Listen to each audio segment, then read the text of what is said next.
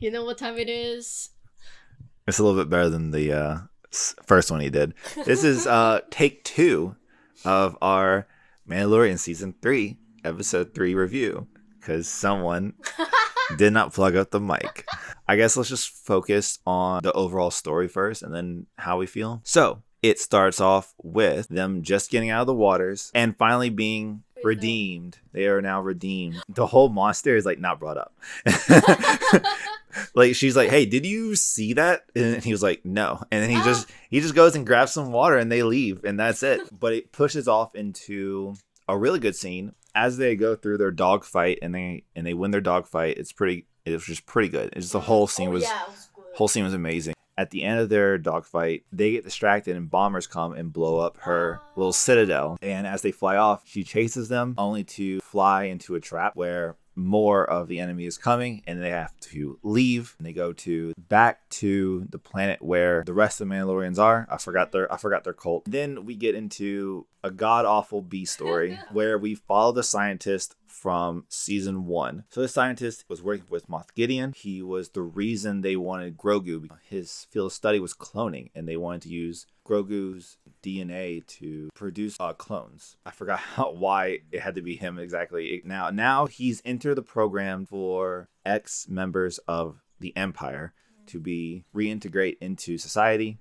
So he goes through like a whole boot camp on the side, and we find out that he just starts to become disgruntled with his job as he has to eliminate information. He just erases hundreds of records of scientific information that the Empire has gained throughout the year. Him as a scientist realized that a lot of this information can be used for good, especially his cloning information. Getting this disgruntled, he's easily taken advantage of by another participant of this redemption program. She uses him like they kind of compliment her like she's like the good outcome of the program while he's the bad, as they like lobotomize him. Okay, now we can complain.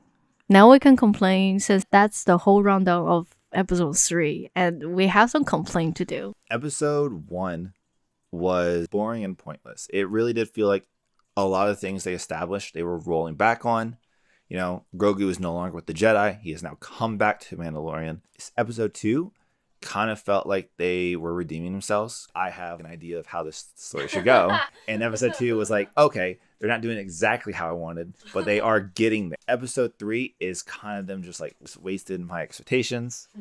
They wasted my time. They wasted their time with a side story about a character that is really not important. He's not important to the overall story of who the Mandalorian is. This character is only important because he is the tie between this television series and the new movies, the new Star Wars movies, 7, 8, and 9. A big thing about them is that Palpatine comes back, and he was the big bad in the original 3.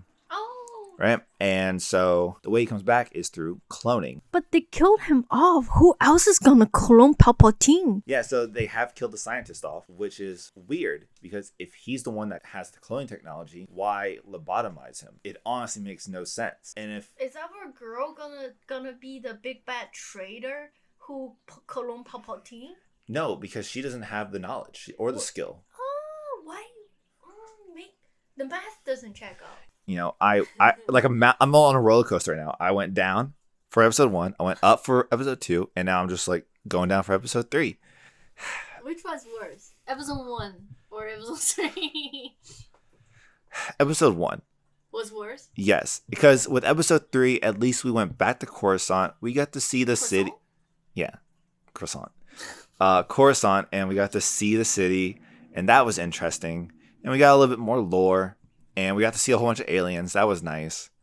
But it's a trap. Yeah, we saw the it's a trap alien. I should know his name. I can't believe I forgot it.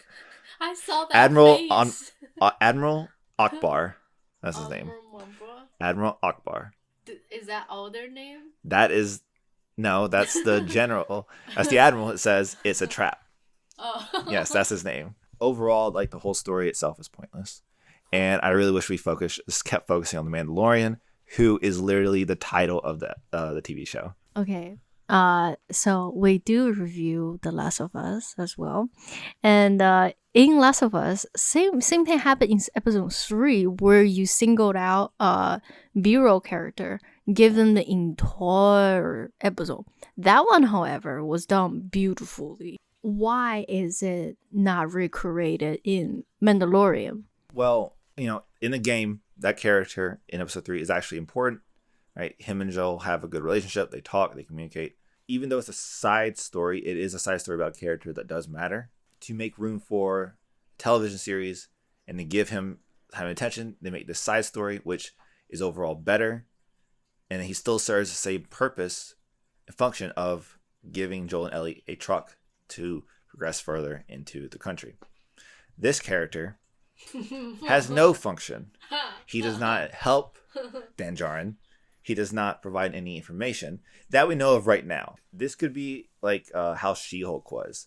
The first episode we got information, and then as you saw the rest of the episodes could be linked, all her failures at the time could be linked back to the first episode.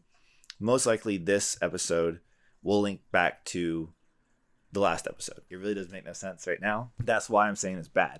Maybe after watching the entire series as a whole, it might be good, but as of like a weekly occurrence, it's bad. So, the girl, the girl who set up the trap, do you think she will become the big, like at least a mini boss of the theory? No, not at all. Because we understand what's going to happen in the future, and she's not important in the future. Yeah. So I think maybe they have 20 years. Actually, you know what? Yeah, they have like maybe 25 years of space in between the Mandalorian and the newest ones with like Rey Skywalker and everything. Information we can have from those is probably the books, but a lot of those books are no longer canon, so who knows? There is Lucasfilm canon, and then there's Disney canon. Oh my god. Disney has come and like erased a lot of Lucas's canon. We're also adding new things like the Mandalorian, Din Djarin. His story is completely new. Who knows? I don't think she'll be important. I don't really see how or why. I mean, the only thing I could think of is that she betrays this guy so that she can get higher position or less scrutiny to have her move so that she can complete a mission, which I think would be to rescue the bad guy. What's his name? I said it like 4 times. The chicken guy from Breaking Bad. Yes. Chicken guy from Breaking Bad. Good job. Don't you think it would be better if it's like shot more closely together, like maybe montage some of the scenes, just get it through, and then we see him get it lobotomized? I don't know. Have you seen Up? The opening montage? It was short but very powerful. Do you think it would be better if we were more related, we felt more related to the scientist guy, and when we see him gone, we will feel some more emotional connection? That was the whole point of him like telling us about his mom and why he became a scientist. Like, she was a doctor who developed heart problems, and he believes that if we had cloning, able to just like make a heart. I feel like this whole thing was pointless. I was just disappointed the entire time. And I maybe my disappointment really affected how I viewed the story. But after the main title crawl happened, after like the first part ended, I was just done. I was like, this is dumb. I can't believe we're spending all our time on this. Okay, I felt like I don't like, nor do I hate the trap girl. Yeah, this movie was filler. It was anime filler. I'm not connected to any of the emotion that these people are having. Bo-Katan watching her home be destroyed does not matter. We see it once before, and it's honestly empty. And she's just... Was it? What? I don't remember that. Episode 2. Oh, yeah. That's when we see it. We see it episode 2. That's it. Oh. We don't care. You said before. Yeah, in episode 2. One episode before. And it doesn't matter, right? Him... Oh, that happened? I don't remember. Him losing his mom, doesn't matter. We don't really get to see it,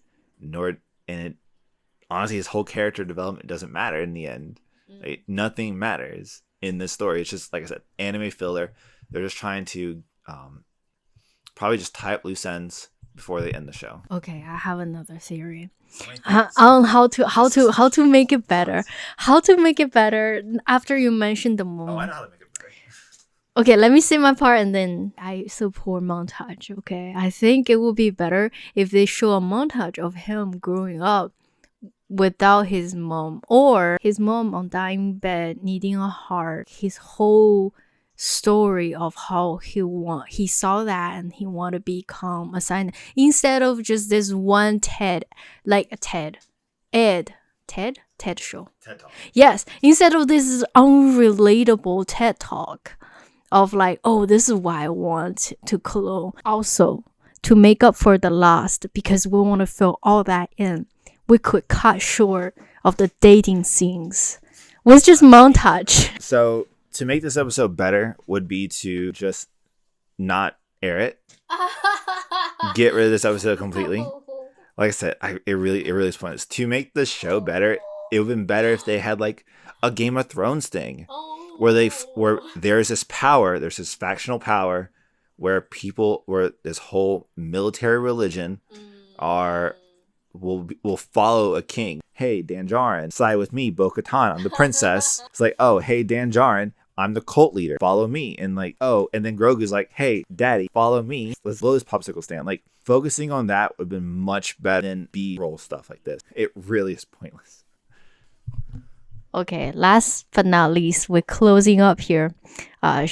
Shop has been running for too long. To end the conversation with a different conversation, they always say, this is the way, that is the way. My question is, which is the way? Do you think they should keep the helmet on, or do you think they should have helmet free? I am a fan of keeping helmets on. Master Chief should keep his helmet on. The Mandalorians should keep their helmet on. Like, I have no problem if like other characters take their helmets off, but Dan Djarin keeps his helmet on. Yeah, Doom Guy keeps his helmet on, right? Judge Dredd, he keeps his helmet on. What other characters have helmets? Darth Vader, he keeps his helmet on. Actually, no, that's true. He takes his helmet off a lot to like. A lot. But we don't really get to see him that well. He takes his helmet off. And you see him multiple times where he comes out of his healing chamber without his helmet for it to be on. But he doesn't walk to a stormtrooper, take his helmet off, and like, what's up? Ant-Man, they took their helmets off so much in that. Keep the helmet on. I hate when characters like need a helmet and then they just go and start taking it off over and over. Could you imagine the movie 300 if like every time they wanted to talk they just took their helmet off? They don't need to, because they have the T-cut in the front. You can see their eyes and nose. No, it's not enough for an actor. Actors they need to show their whole. They need to show also cheekbone. Oh my god, you leave me with 31 minutes of audio to cut, you monster. Why did you talk? All right, let's close. Yeah, I like to shit on things. I like to trash talk bad things. It's fun. I'll trash talk the entire Ant-Man movie for you. I'm sending this to the back. Yeah, here, let me do my best announcer voice. This has been Lano Rama. Like and subscribe, click the notification bell, and we'll see you next time.